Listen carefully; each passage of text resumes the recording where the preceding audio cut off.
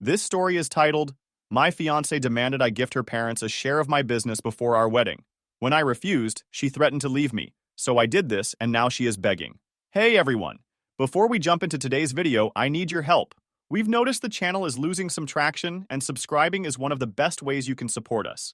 It's quick, free, and it helps us keep bringing you awesome content. Your support means the world. Let's keep this channel growing together. Thanks so much. Now let's start the video.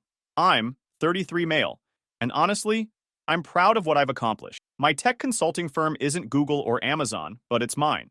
I started it with no outside help, no rich relatives, no magical investments, just me, my laptop, and way too many sleepless nights.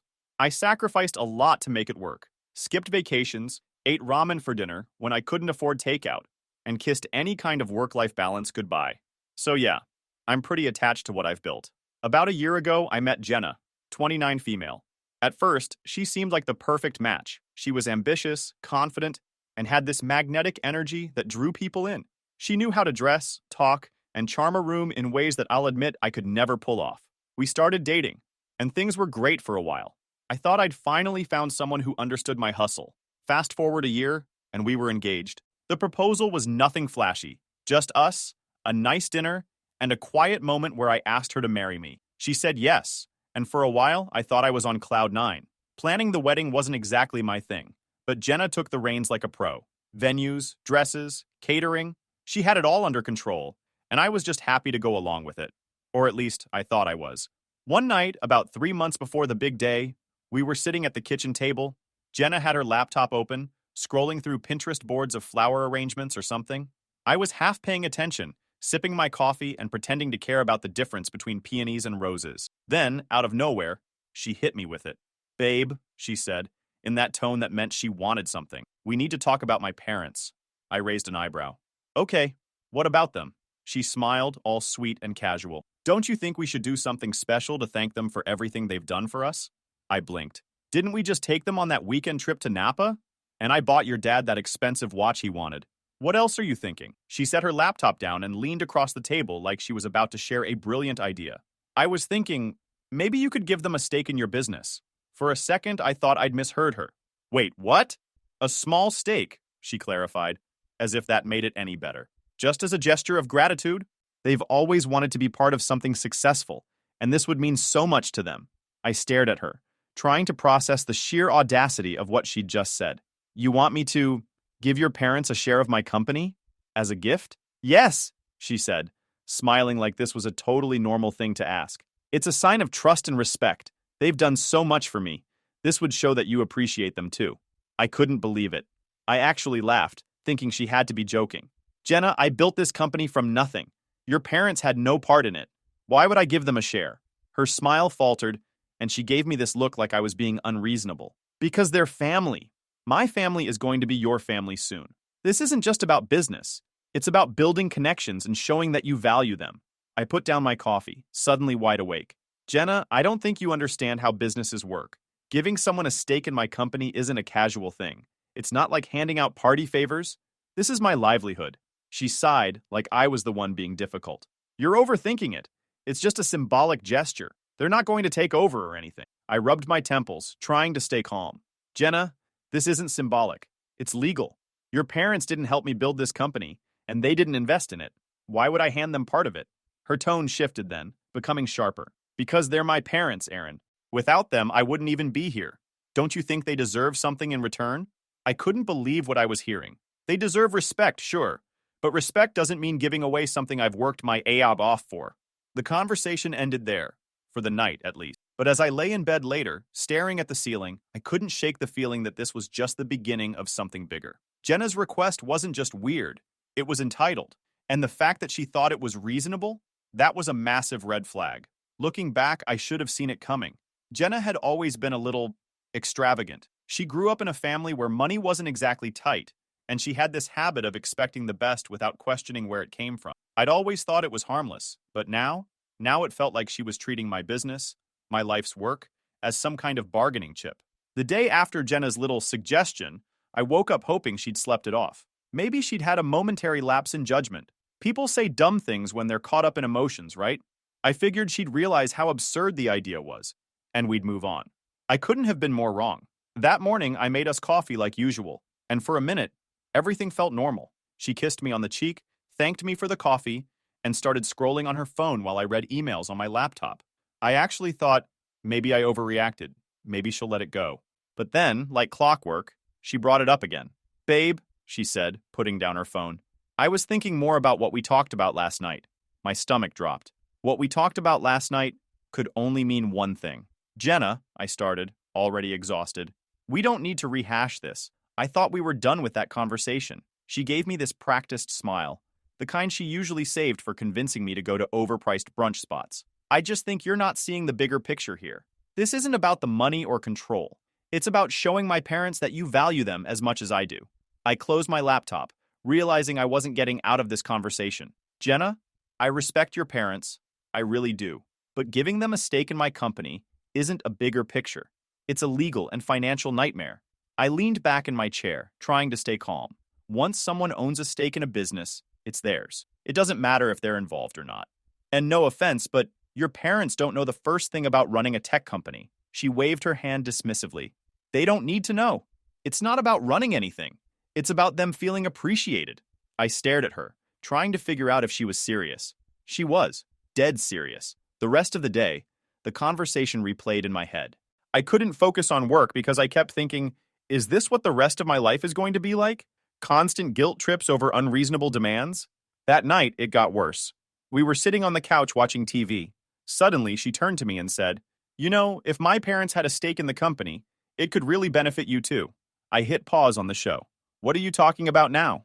They're really well connected, she said, flipping her hair like she was pitching me a business deal. My dad knows tons of people in real estate, and my mom's in a few women's entrepreneur groups. They could help bring in more clients.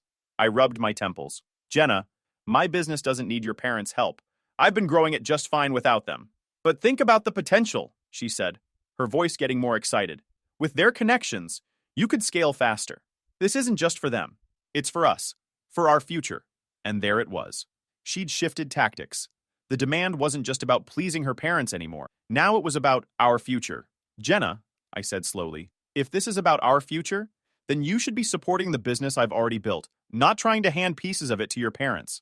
She frowned, clearly not liking where this was going. I am supporting you. I just think you're being short-sighted. My parents are excited about us getting married, and this would make them feel like they're part of something meaningful. It wasn't excitement. It was entitlement, plain and simple. But I didn't want to blow up at her. Not yet, anyway. Look, I said, I respect that your parents are important to you, but that's crossing a line.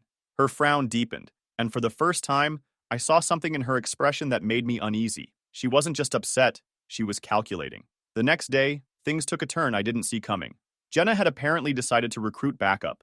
Her mom called me while I was at work. Hi, Aaron, her mom said in this overly cheerful voice that immediately put me on edge. I just wanted to thank you for being so thoughtful about including us in the business.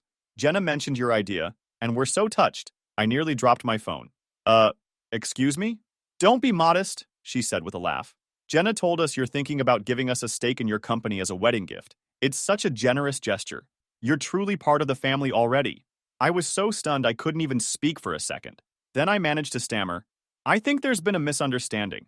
I never agreed to anything like that. Her tone shifted instantly. Oh, well, that's not what Jenna said. Yeah, well, Jenna and I haven't exactly come to an agreement on this, I said firmly. And frankly, I'm not comfortable with the idea. Her mom went silent for a moment, then said, I see. Well, I hope you'll reconsider. This would mean a lot to us. I ended the call, my blood boiling. Jenna had gone behind my back and sold her parents on an idea I'd flat out refused. When I got home that night, I confronted her. Why did your mom call me about the business? Jenna didn't even look guilty. I thought it would help if you understood how much this could mean to them. Sometimes people need a little encouragement. A little encouragement? I snapped. You made it sound like I'd already agreed to this. She crossed her arms, her tone turning defensive. You're making a big deal out of nothing. I was just trying to get everyone on the same page. The same page? I said, my voice rising. Jenna, this isn't some group project. This is my business, my work, and you have no right to promise anything about it to anyone, especially not your parents. For the first time, I saw a flash of anger in her eyes. If you can't do this one thing for me and my family, maybe you don't really care about us as much as you say you do. I stared at her, stunned. Was she seriously guilt-tripping me over this? You know what, Jenna? I said finally. If this is how you're going to act, maybe we need to rethink a few things. I walked out of the room before she could respond, my mind racing. I didn't know where this was going, but one thing was clear. Jenna wasn't backing down, and neither was I. I thought Jenna's antics had reached their peak already, but I was wrong.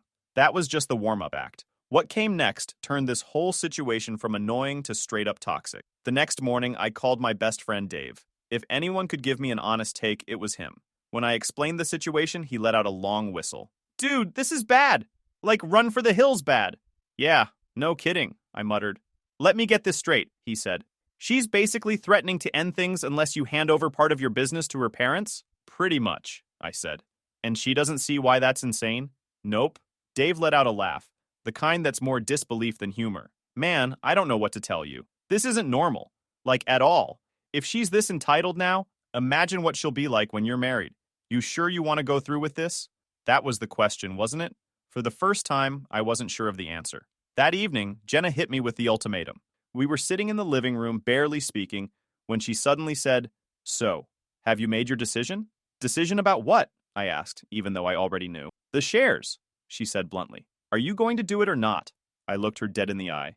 No, Jenna, I'm not. She leaned back, crossing her arms. Then maybe this relationship isn't going to work. For a moment, I just stared at her, trying to figure out if she was bluffing, but her expression told me she wasn't. Maybe it's not, I said finally. Her eyes widened, like she hadn't expected me to call her out. You're seriously willing to throw everything away over this? I could ask you the same thing, I said. You're the one making unreasonable demands and threatening to walk away when you don't get your way. What kind of foundation is that for a marriage? She didn't answer. Instead, she stood up and walked out of the room. As I sat there in the silence, I realized something. This wasn't just a fight. This was a turning point, and no matter how it ended, things were never going to be the same. After Jenna's ultimatum, I spent the next day walking around in a fog. My mind was spinning. I couldn't concentrate on work, and I kept replaying our argument over and over again. I knew something had to change, but I wasn't sure what. Should I fight harder to make her understand? Try to compromise somehow? Or was this whole relationship doomed? Then I remembered my lawyer, Olivia. She wasn't just a legal expert. She was a friend who had been through some messy situations herself. If anyone could give me solid advice, it was her. I called Olivia and told her I needed to talk. She didn't even hesitate. Come by my office this afternoon, she said. We'll figure it out. When I walked into her office, Olivia greeted me with a grin and a coffee. All right, Aaron, what's got you so rattled? I sighed and sat down, spilling the whole story. I told her about Jenna's request, the guilt trips, the call from her mom, and finally, the ultimatum. Olivia's grin faded as I spoke, replaced by a look of pure disbelief. When I finished, she leaned back in her chair, crossing her arms. Wow, that's a lot. Tell me about it, I muttered. Let me get this straight, she said. Your fiancé is demanding you give her parents a stake in your company as a wedding gift? Yep. And she threatened to end the engagement if you don't? I nodded. Olivia let out a low whistle. Aaron, this is a massive red flag. Like, wave it in the air and run the other way red flag. I know, I said. But what am I supposed to do? I love her, but this feels like a line I can't cross. You're absolutely right, Olivia said firmly. You can't cross this line, not just for your sake, but for the future of your business. If you give away shares now, you're opening yourself up to a world of legal and financial complications. Like what? I asked, already dreading the answer. For starters, if you transfer shares to her parents, those shares legally belong to them. If anything goes wrong, say, they decide they want more involvement, or they sell their stake to someone else, you lose control over that portion of your business. And if you and Jenna get married, it gets even messier. Those shares could be considered marital property, which means they'd be up for grabs in a divorce. I felt a cold knot forming in my stomach. So you're saying this could screw me over in more ways than one? Exactly, Olivia said. And let's be real here. If Jenna is making these kinds of demands now, what's to stop her from making even bigger ones down the road? I sat there, staring at my coffee. Olivia was right. This wasn't just a one-time issue. It was a glimpse into a future I didn't want any part of. What do I do? I asked finally. Olivia leaned forward, her expression serious. You need to protect yourself. First, make sure your business is legally untouchable. Update your operating agreement to specify that no shares can be transferred without your explicit consent. And if you haven't already, separate your personal finances from your business accounts. Keep everything clean and untangled. Done, I said. I've always kept my business finances separate. Good, Olivia said. Now, about Jenna. You need to be crystal clear with her. No more maybe or we'll see. Tell her flat out that this isn't happening and that it's not up for discussion. If she can't accept that, well, she trailed off, but I knew what she was implying. Yeah, I said quietly. I might have to end it. Olivia nodded, her expression sympathetic. I know it's not easy, Aaron, but you need to think about what's best for you in the long run. A healthy relationship doesn't involve ultimatums and manipulation. That night, I went home feeling more resolved than I had in days. Olivia's words echoed in my head. A healthy relationship doesn't involve ultimatums. Jenna was sitting on the couch when I walked in, scrolling through her phone like nothing had happened. I set my bag down and stood in front of her. We need to talk, I said. She looked up, her expression guarded. About what? About the business. About your parents. About this whole situation. Jenna sighed dramatically, like she was already tired of the conversation. Aaron, we've been over this. I don't know why you're making such a scene out of it. Because it is a big deal, I said. And I need you to understand that this isn't going to happen. I'm not giving your parents a stake in my company, and that's final. Her eyes narrowed. So that's it? You've made up your mind and I just have to accept it? Yes, I said firmly. You do. Because this isn't about love or family or respect. This is about you and your parents trying to take something that doesn't belong to you. Jenna stood up, her face flushing with anger. How dare you? My parents have done nothing but support us, and this is how you repay them? By being selfish and greedy? Selfish and greedy? I repeated, my voice rising. Jenna, I've gone out of my way to make your parents feel included. But giving them a piece of my business? That's not inclusion. It's entitlement. She crossed her arms, glaring at me. Fine. If you're so determined to be selfish, maybe we shouldn't be getting married. The words hung in the air like a challenge, but I didn't take the bait. Instead, I looked her in the eye and said, That's what I've already decided. For a moment, Jenna just stared at me, stunned. She clearly hadn't expected me to stand my ground. The next morning, I called Olivia again and updated her on what had happened. You did the right thing, she said, but be prepared for more fallout. If Jenna's this entitled now, she's not going to back down without a fight. Olivia wasn't wrong. Over the next few days, Jenna made it her mission to convince me I was the bad guy. She accused me of being cold, unloving, and ungrateful. She even tried to get some of our mutual friends on her side, but thankfully, most of them saw through her nonsense. By the end of the week, I knew one thing for sure. This relationship wasn't salvageable. Jenna had shown me who she really was, and I couldn't not see it. By the time Jenna and I sat down to talk again, I was done playing nice. I'd gone through every emotion, confusion, frustration, disappointment, and I'd finally hit my breaking point. She thought I'd cave. She thought her guilt trips, manipulation, and threats would wear me down. But she underestimated one thing. I'm not the kind of guy who gives in to ultimatums. The evening started calmly enough. Jenna had been unusually quiet all day, which honestly made me suspicious. Normally, she'd be texting me nonstop, sending me links to overpriced wedding decor, or ranting about some minor inconvenience. But that day, radio silence. I figured she was gearing up for round 2 of Let's Make Aaron Give Up His Company. Sure enough, as soon as we finished dinner, she turned to me and said, So, have you thought any more about what we talked about? I put my fork down and looked her straight in the eye. Jenna, I don't need to think about it anymore. I've made my decision. The answer is no. It's not happening. Jenna crossed her arms, her expression hardening. You're acting like I asked for the entire company. It's just a small stake, a token of appreciation. You're making it into this huge, dramatic thing. Because it is a huge, dramatic thing, I shot back. Once I give up shares, I lose control over that part of my business. Your parents could sell their stake, meddle in decisions, or worse.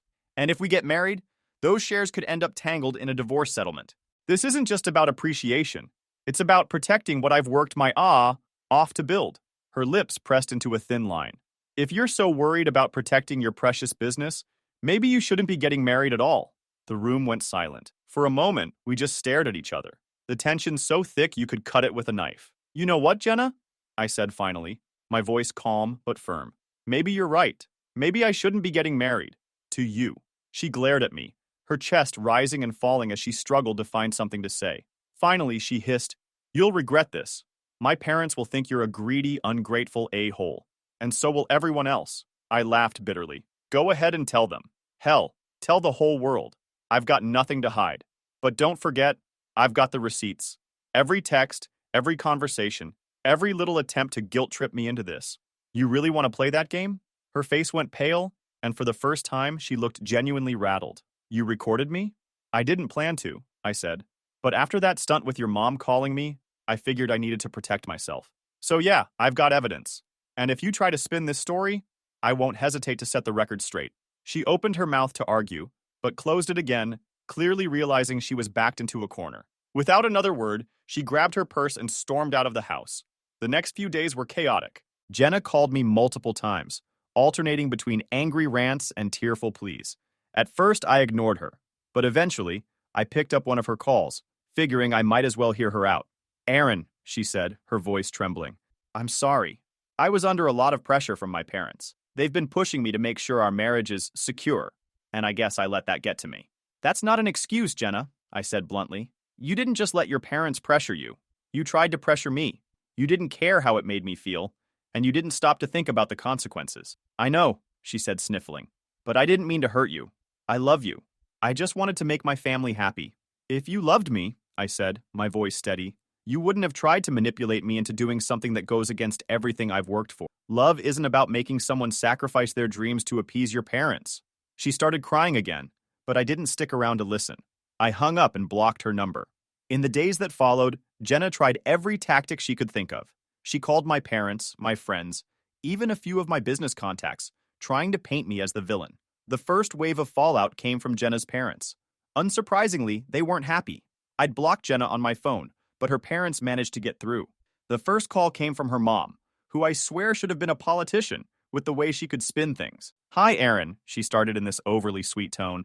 "I just wanted to touch base and clear up any misunderstandings. I'm sure Jenna didn't mean to upset you. I didn't even try to play along. There's no misunderstanding, Mrs. Carter. Jenna tried to pressure me into giving you and your husband a stake in my business, and when I said no, she threatened to end the engagement. That's pretty clear." There was a pause, and then she said, "Well, maybe she just didn't explain it properly. You know how passionate she can get. She only wanted to include us because we care so much about her future. And yours." I almost laughed. "Mrs. Carter, with all due respect, this isn't about passion or care. I'm not giving away something I built from the ground up, and I'm not going to let anyone bully me into it." Her tone shifted, becoming colder. "Aaron, I think you're being very short-sighted. Family is about compromise. If you can't understand that, maybe Jenna was right to reconsider this relationship." "Maybe she was," I said, my voice steady. "Goodbye, Mrs. Carter." I hung up before she could respond and immediately blocked her number too. The second wave came from mutual friends. Jenna wasted no time spinning her version of events to anyone who would listen. According to her, I was a control freak who didn't value family and refused to share the success I supposedly owed to others. It didn't take long for some of those friends to start reaching out to me, wanting to know my side of the story. One friend, Emily, texted me, "Hey, Aaron, I heard some things from Jenna, and I just want to understand what's going on. Did you really call off the engagement because she wanted to involve her parents in your business?" I sighed and decided to nip this in the bud. I texted back, "Emily, here's the short version. Jenna demanded I give her parents a stake in my company as a wedding gift. When I refused, she threatened to end the engagement. I wasn't about to be manipulated like that, so I walked away. I have proof if you want to see it." To her credit, Emily replied quickly, "Wow, that's not the version I heard. Thanks for explaining. I'm sorry you're dealing with this." That was the pattern with most people. They'd reach out after hearing Jenna's twisted narrative, but once I shared my side, and sometimes a screenshot or two, they realized the truth. A few people stayed neutral, which was fine with me, but most were supportive. And Jenna? She was losing allies fast. The third wave was Jenna herself. After her attempts to rally support fell flat, she shifted tactics. Suddenly, I was getting emails and voicemails full of apologies and sob stories. "Aaron, I'm so sorry," one voicemail began. Her voice was trembling like she was on the verge of tears. "I let my parents get into my head, and I pushed you too far. Please, can we just talk? I love you, and I don't want to lose you." I deleted the voicemail without replying. Love? Was that what she called trying to manipulate me into giving away a piece of my company? If this was love, I wanted no part of it. Another email came a few days later, this one more desperate. "Aaron, please. I made a mistake. I was under so much pressure and I wasn't thinking straight. Can't we work this out? I miss you." It was tempting to respond, just to tell her how ridiculous she sounded. But I didn't. I knew engaging with her would only give her more fuel. Instead, I forwarded the emails to Olivia, my lawyer, and asked if I needed to take any further action. Olivia assured me that as long as Jenna wasn't harassing me or trying to interfere with my business, I was fine to ignore her. By the end of the first week, things started to quiet down. The calls and messages stopped, and I didn't hear from Jenna or her parents again. I thought maybe I'd finally turned a corner until one of my employees brought something to my attention. "Hey, Aaron," she said, pulling me aside after a team meeting. "I don't know if you've seen this, but there's a post about you on Facebook. It's from someone named Jenna Carter. She's saying some pretty harsh stuff." My stomach sank. "What kind of stuff?" She hesitated. "She's calling you controlling and greedy, and she's saying you abandoned her right before the wedding because you didn't want to share your success with her family." I took a deep breath and nodded. "Thanks for letting me know. I'll take care of it." When I looked up the post later, it was exactly what I expected. Jenna had written a long, dramatic rant about how I'd betrayed her and refused to compromise for the sake of our relationship. The comments were a mixed bag. Some people sympathized with her, while others questioned her version of events. I didn't respond to the post directly, but I made sure to save screenshots. Then I called Olivia again. "This is exactly why I told you to document everything," she said. "If she tries to escalate this further, we'll be ready." Thankfully, it didn't come to that. The post eventually fizzled out, and most people seemed to move on. Jenna, however, wasn't so lucky. Her attempts to smear me only made her look petty, and it wasn't long before the truth caught up to her. Mutual friends who had initially taken her side started reaching out to apologize, saying they'd heard the full story and couldn't believe how far she'd go. Looking back, I realized I'd dodged a massive bullet. I stood my ground, protected what I'd built, and walked away with my dignity intact. And Jenna? Well, I'm sure she's still out there somewhere, trying to spin her sob story to anyone who will listen. But that's not my problem anymore. As far as I'm concerned, I made the right choice. My business is mine, my boundaries are intact, and my future is looking a hell of a lot brighter without her in it.